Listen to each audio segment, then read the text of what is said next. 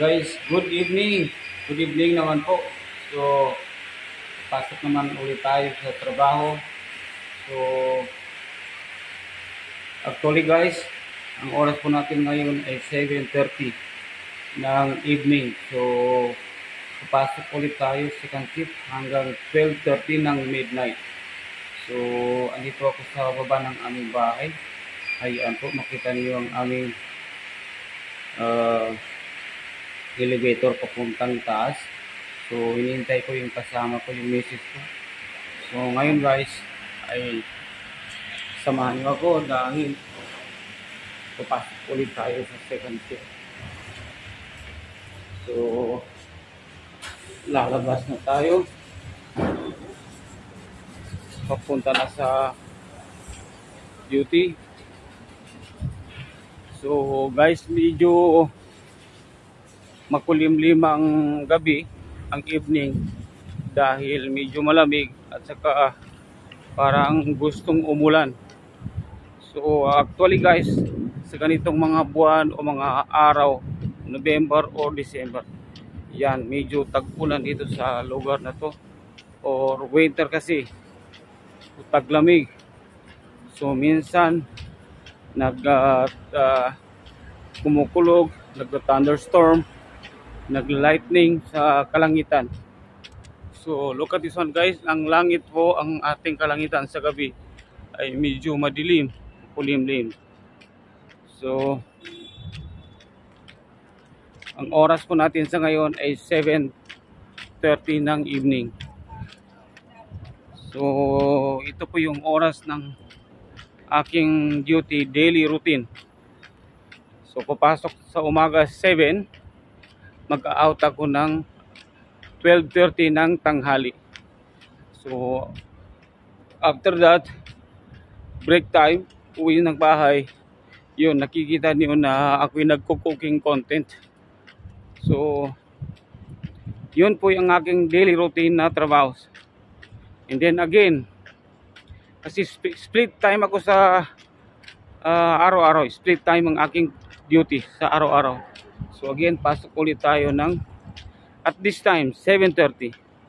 So matatapos yung duty natin ng 12:30 ng gabi. So midnight na po yun.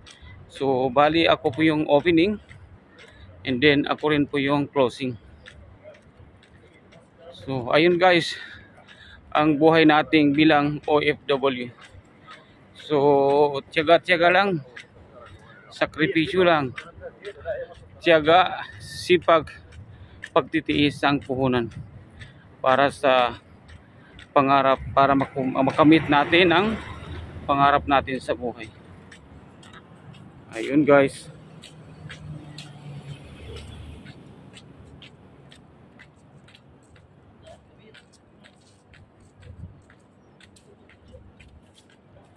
So nakita nyo guys yung makulay na rooftop na yan.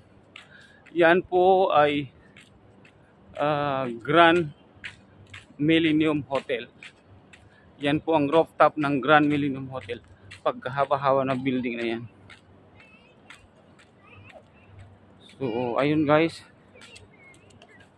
Ayan po. Ayun. Pinakakasalubong ako na kabayan. So alam naman natin dito sa abroad, pag nagkakasalubungan yung mga Pilipino, kabayan lang, nagkikinatan, hello kabayan, parang gano'n. So kinaugalian natin ng mga Pilipino na palay smile, palangiti, kahit man hindi natin kakilala. So ayun po ang katangian natin ng mga Pilipino. We are very friendly. We are very having a smile kahit hirap.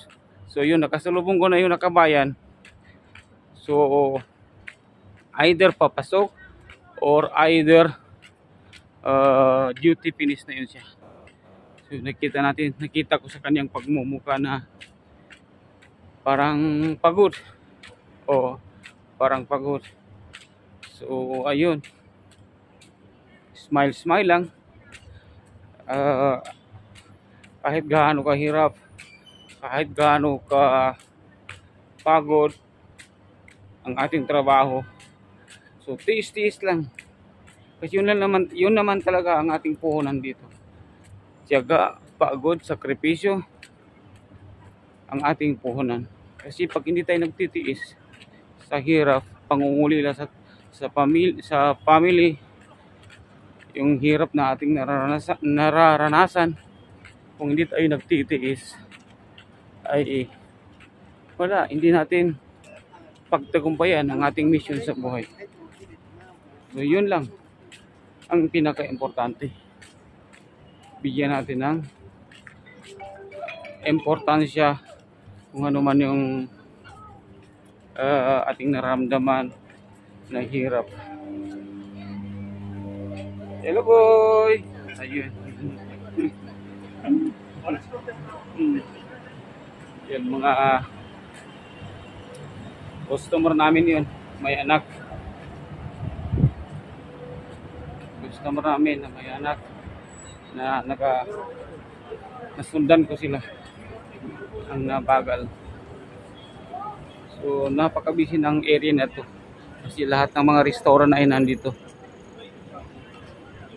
Ayun, napaka-busy ng area na to dahil ang cafeteria, karakti or mga biryani, ayan, ito po ay napaka-busy area dito sa lugar na to.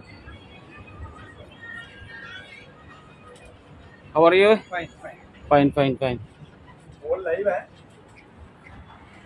My friend, can I have one karakti, but very Going to Philippines. very low sugar, ha?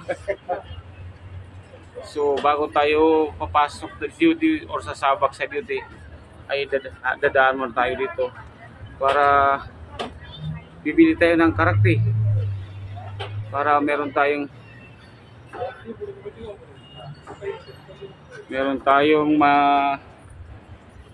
iinom ng pang merienda. So ayun, tag 1 dirham lang naman to. So ito po yung kanilang karakti at tinitimpla. So ayan po ang gumagawa. So this is the Indian food.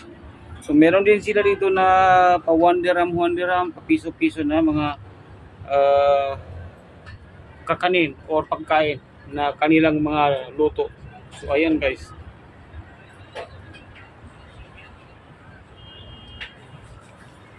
So kukunin ko muna yung aking pambayad.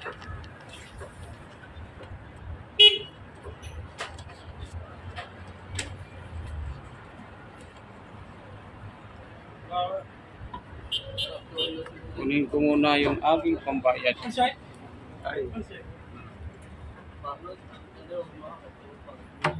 Kunin ko muna yung aking pambayad guys. Kasi mahirap dukutin. Ayun, nakuha ko na. Kasi wala tayong madudukot. Take my friend. Hirap dukutin kasi walang madudukot. So isang pera ko lang na tender ham.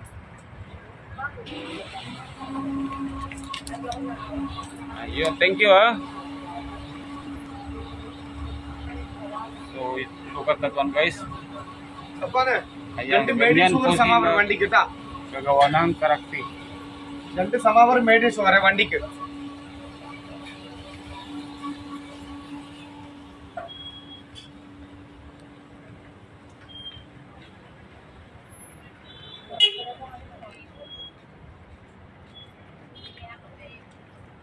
Coming?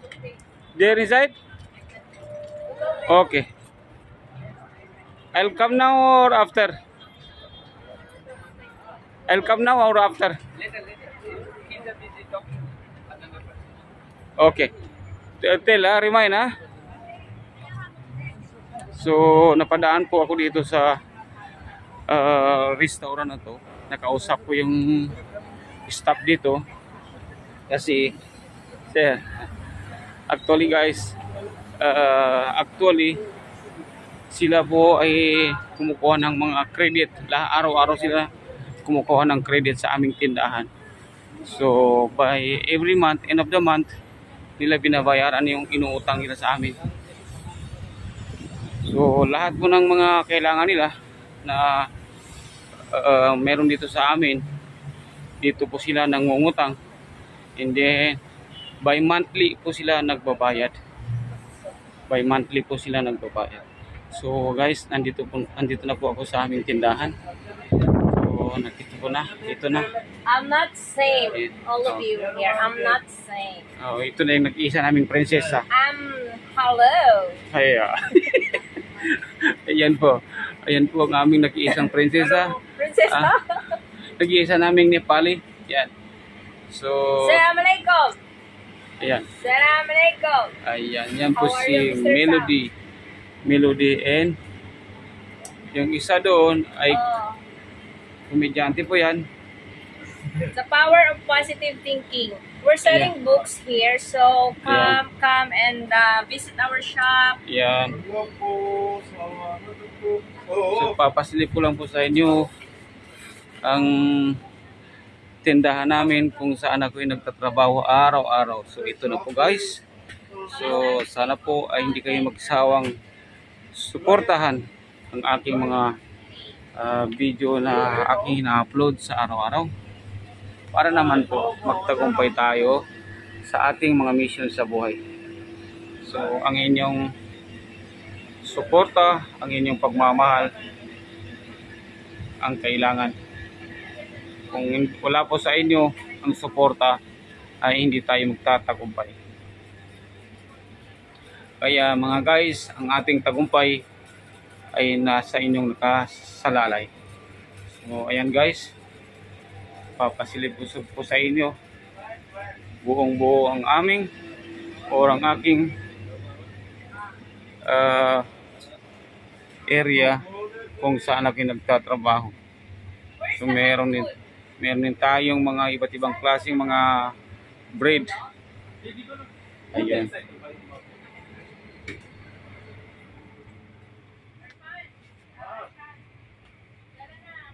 So ayan po yung mga paninda namin na halo dito sa kabilang last room.